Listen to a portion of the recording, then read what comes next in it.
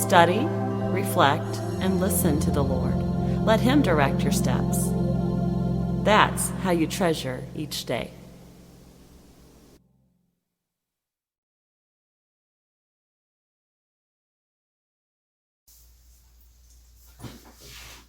Okay, this is Kimber. So the next morning I wake up at the Hannibal ER. I had just been admitted for severe depression and wanting to die because I didn't want to live anymore. I just thought the world would be better off without me in it. And I knew I wasn't thinking right. But I knew I needed help. And so thank God, He had all of the right people already lined up for me and the right place. Blessing in Quincy, Illinois had a bed open for me, and they took me by ambulance, no sirens or anything like that. I was calm and I was ready to get the help I needed. So they admitted me, and I went in voluntarily, and that was Sunday morning, July 5th. And since it was a Sunday, there was minimal staff, so I just kind of got acquainted, walked the halls, read some books that I got to check out from the library. And then the next day, my treatment started, where I got to meet with the doctor. And they ask you, every 15 minutes, all day and all night, they check in on you. Open your door. They lay eyes on you night and day to make sure that you're okay. That's a little different, You have no hair, no hair care product, no makeup, no phone, no privacy really. You have a door. Thank goodness I did have a private room. Some people share a room, so it's semi-private, I guess. But you have these little bitty pencils you can use. You have a notebook where you can journal. I asked for a Bible, so I got to check out a Bible so I could read. I just turned to Proverbs for some quick words of wisdom, something short and sweet that I could focus on. I'm trying to think of what else. But really my therapy began on Monday. I got to meet my intake counselor, who asked me a lot of questions, like when my depression started, and it had been many years ago, and I've been on different kinds of medicines. Some work and some don't. It's just kind of a trial and error because every person's body reacts differently. And the bad thing is, once you find something that works for you, after so many years of being on it, your body doesn't have the same effect on your body anymore. So you have to adjust. And anyway, that can be kind of scary. Trying to think what else. I guess my biggest fear was, especially that first day, I was angry. I was really angry at God. Why was this happening to me? Why did it get this far? I was trying to reason, with Him. I've been a good girl. I've been going to church. I pray. I read. I'm a Christian, and it doesn't matter.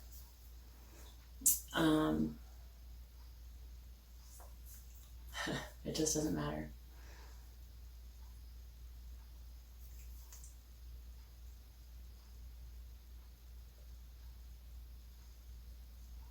I don't know the answers.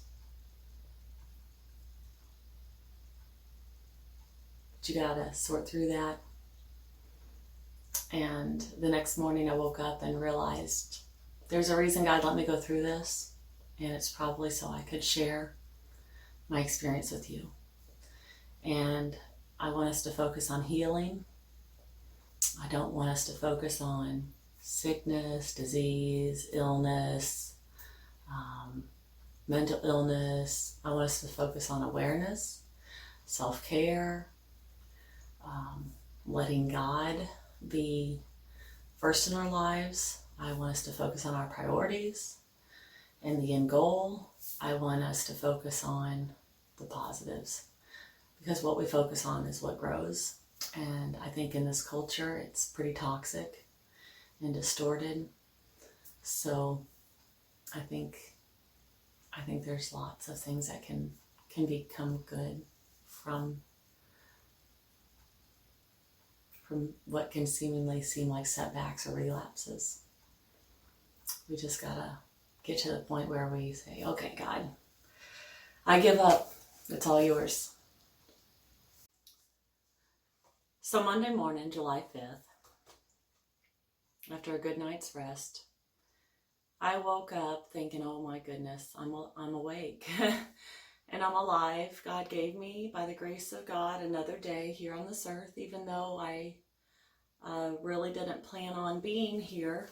And forgive me if I get emotional, but breakfast that morning, I remember just tasted so much stronger. I remember every bite I took, just, man, I just don't even know how to describe it, but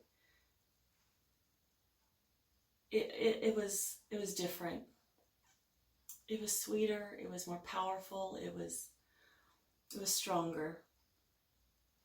The sunshine, or the light, was brighter, the air just seemed cleaner, it's like my senses were heightened because I was alive. And that's the only difference. I wasn't anticipating being awake one more day. And so life itself was a blessing, which we take for granted, don't we? Anyway, so, I started to look at things through different eyes. And the staff was amazing. They looked at me and they said, we're glad you're here. And they meant it. Like, their hearts were just so good and they cared. And I felt so safe. And of course, all my distractions were gone. There was no laundry to worry about. I asked for a broom. They wouldn't let me sweep the floor just for something to do. And everything was kept so nice and clean, and I had no phone all week. So sorry if I missed your call or text or email. Couldn't do any work. So I read and read and read self-care books. I read a story about another man who wrote his biography. Well, they don't call it necessarily biography, but his story, Cracked and Not Broken. Highly recommend it. And that's how that's how I see myself now, as cracked, not broken. Because aren't we all flawed? Some just show it more than others, some hide it well. But I want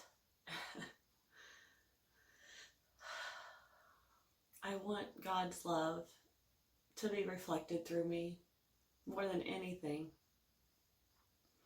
And I hope that when you see me, you see how much God loves you through my struggles and through my hurt, through my heart, through my eyes, through every part of me. I hope you see God's love.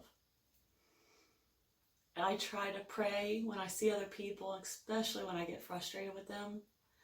I try to say, God loves them. Even though I'm so frustrated with them right now, I say, God loves them. Because every single person has a purpose on this earth. Don't ever, when you put yourself down, you are putting down your very creator. And how rude and disrespectful. So we've got to stop doing that. Let's hold each other accountable. All right, I'm getting off topic. Tuesday.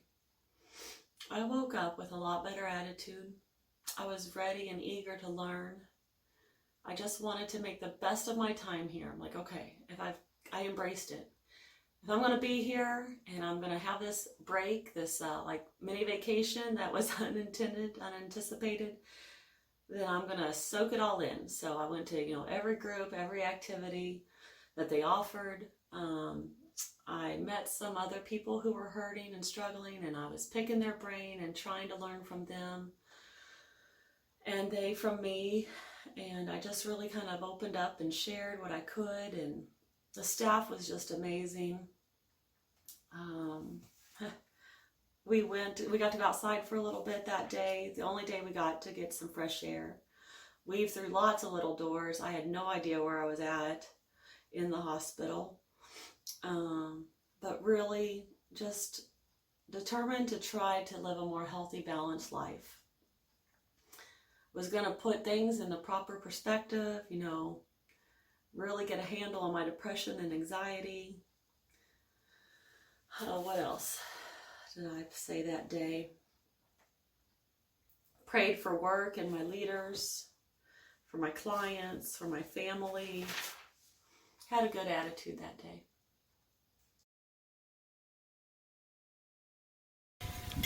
Thanks for joining us at Nation Station.